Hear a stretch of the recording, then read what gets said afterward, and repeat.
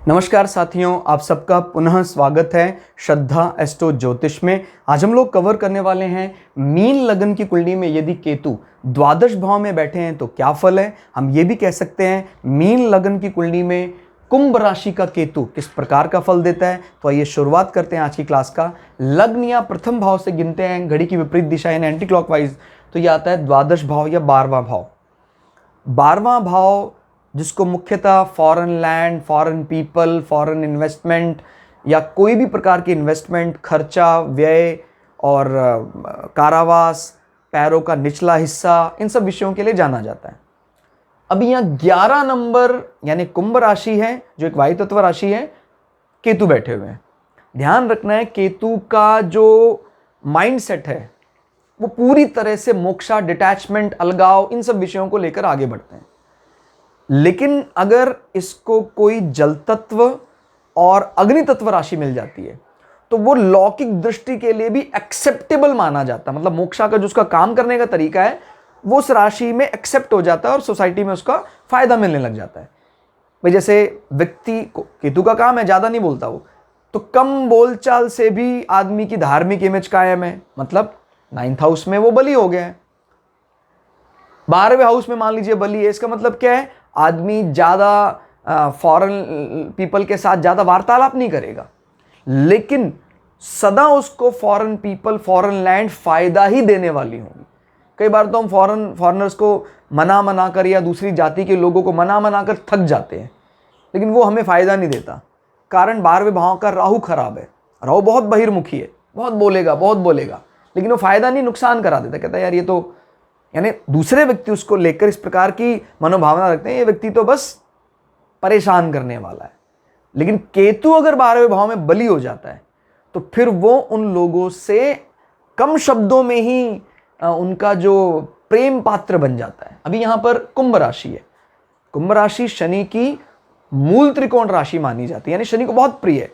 अगर शनि यहां बैठे हो स्वयं तो कहना ही क्या।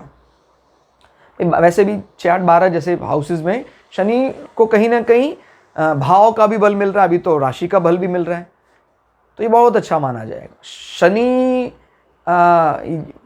को राहु, केतु और शुक्र, मतलब माने पूरी डार्क साइड का राजा है वो शनि। अंधकार पक्ष का राजा अगर फॉरेन लैंड, फॉरेन पीपल वाले हाउस में चला गया अपने खुद के घर में, आप समझ सकते हैं कि आपका फॉरेन वाला पार्ट जबरदस्त हो गया। और केतु ने फिर ये नहीं देखना है अगर शनि वहां बैठा है कि भाई ये एक वायु तत्व राशि, फिर वो ये देखना है कि भाई मेरा स्वामी यहां बैठा है। बड़ा प्रसन्न हो जाता है केतु, कहता है सर अब मुझे नहीं, कुछ नहीं करना, मैं तो आपके साथ हूं, जो कहेंगे मैं वो करूंगा। Cylinder, complete cylinder. और केतु इतना ज्यादा बल बढ़ा सकता है आप कल्पना नहीं कर सकते हैं। केतु 2 गुना बल ही नहीं करता है। शास्त्रों में लिखा है कि अगर वो बैठ गया है तो ये मानकर चले, अगर शनि पहले 1 था तो अभी शनि 4.25 है, 4 गुना बली हो गया अभी शनि। कोई भी आप foreign language, foreign investment, foreign part को डील करेंगे, जबरदस्त फायदा देगा। ऐसे व्यक्ति इनफैक्ट इंपोर्ट एक्सपोर्ट ऐसा कोई काम करते ही करते हैं, क्योंकि वो आय के भी स्वामी है और वो व्यय भाव में भी बैठा है। जितना व्यय करेगा उतना ही उसको आय होगी। अगर ऐसा व्यक्ति कहीं ना कहीं stock exchange, New York stock exchange, इस प्रकार से कहीं जुड़ जाता है तो उसको बहुत फायदा मिलता है। भाई शेयर बेचा फिर खरीदा, शेयर बेचा फिर खरीदा, इनकम, व्यय, तो ये सब चीजें चलती रहती हैं।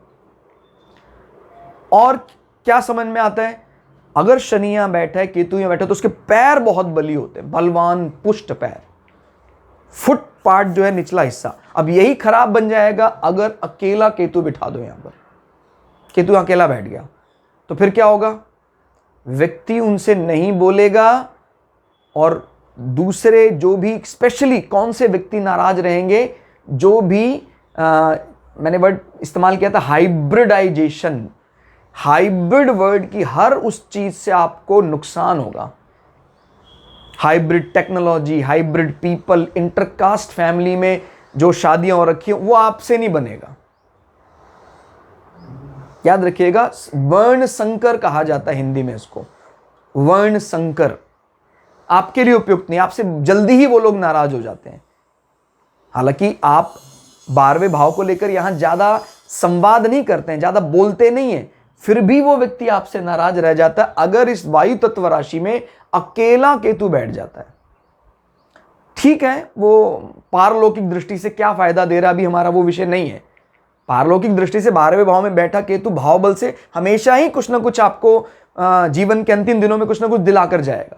लेकिन अभी हमारी चर्चा मृत्यु को लेकर नहीं हो रही है कि मरते समय आप बड़े शांत रहेंगे। अभी हम लौकिक संसार को भी मजबूत करना चाहते हैं। यह समझिएगा, कई लोगों ने कमेंट करके लिखा है चैनल में कि सर आप भावबल क्यों नहीं देख रहे हैं। याद रखना है, भावबल बाद में देखना है, पहले राशि बल देखना है, नहीं तो आपके गणनाएं गलत हो जाएंगी। कहता जी यहाँ तो शुक्र बहुत बली होता है, उसको दिग्बल मिल जाता है। अरे भैया, राशि का बल नहीं मिल रहा है तो दिग्बल क्या करेगा। ये तो वही बात होगी कि बच्चा सेशनल टेस्ट में पास है जी, आप उसको पास क्यों नहीं घोषित करते हैं। भैया फाइनल टेस्ट में वो बोर्ड के एग्जामिनेशन में फेल हो गया है। राशि का बल ही डिक्लेयर करता है कि हम दिग्बल का फायदा ले पाएंगे या नहीं ले पाएंगे। अरे वो सिंह राशि में शुक्र यहां बैठा हुआ है आपका, और सिंह राशि का स्वामी भी बुरी तरह पिटा हुआ है, फिर भी आप शुक्र का दिग्बल एक्सपेक्ट कर रहे हैं, तो फिर कैसे चलेगा। ऐसे नहीं चलता है। ध्यान रखिए, राशि का बल सबसे पहले। बच्चा पास हो गया कि नहीं हुआ है, कहता जी संतान अब पास हो गया, अब आप आइए, अब आपको और क्या चीज ऐड ऑन करानी है। आपके किसी भी पासिंग मार्क्स का कोई अर्थ नहीं रह जाता है अगर वो प्लैनेट राशि बल के मापदंड को फॉलो नहीं कर पाता है। अष्टम भाव भी आपके लिए बहुत अच्छा होगा। ये सब बकवास बातें हैं कि अष्टम भाव में ये एकदम मुझे समझ में नहीं आता किस एंगल से कोई एस्ट्रोलॉजिस्ट बात को कह देता है कि भाई अष्टम भाव में बृहस्पति अच्छा फल नहीं देता। क्यों भाई, बृहस्पति कर्क राशि का अष्टम भाव में बैठा है। अब उसको भाव का बल छोड़ो, राशि का बल मिल गया है, अब उसका कोई बाल बांका नहीं कर सकता है। ये समझिए जरा बात को। और ये बहुत बड़ी ब्लंडर मिस्टेक है जो बड़े लंबे समय से चली आ रही है ज्योतिष में, जिसको हमें बदलने की आवश्यकता है। राशि बल अगर मिल जाता है, 6 हो, 8 हो, 12 हो, कहीं हो, कुछ हो। अरे हमने कितने विदेश में लोगों को सेटल पाया है, उनका 12वें भाव में लग्नेश उनके 12वें भाव में बैठा है। ठीक है, तो कोई भी व्यक्ति बोलता है लग्नेश आपका 12वें भाव में चला गया, आपका ये हो गया, आपको जेल में जाना पड़ेगा, आपको नींद नहीं आएगी।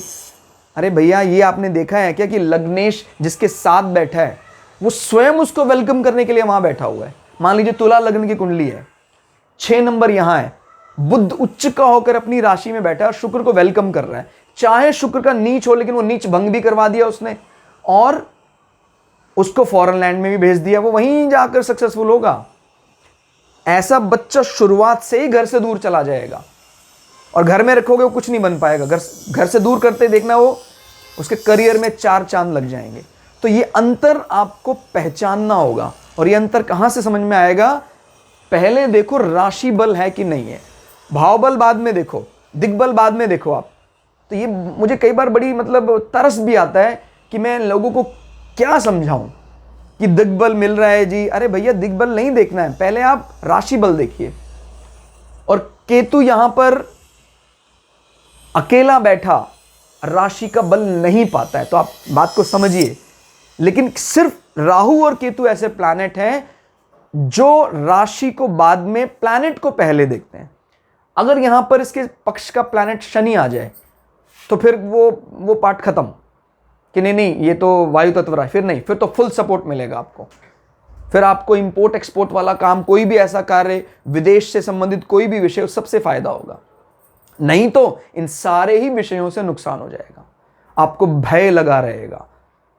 ठीक है, आपका व्यय परेशान करेगा। केतु अकेला बता रहा हूं क्या फल देगा।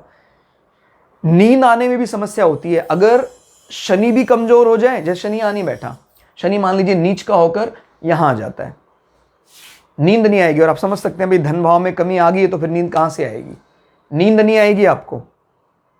और आपके भाई क्योंकि शनि नीच का हो गया, इनकम सोर्सेज में भी दिक्कत है, व्यय के लिए भी पर्याप्त धन नहीं मिल पा रहा है।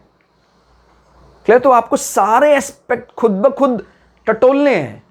हम एक प्लैनेट की बात जरूर कर रहे हैं, लेकिन आप खुद ब खुद ये अंदाजा लगा सकते हैं कि अगर दोनों भावों का स्वामी कमजोर हो गया है तो इनकम भी नहीं अच्छी हो पा रही है, व्यय फिर कहां हो पाएगा।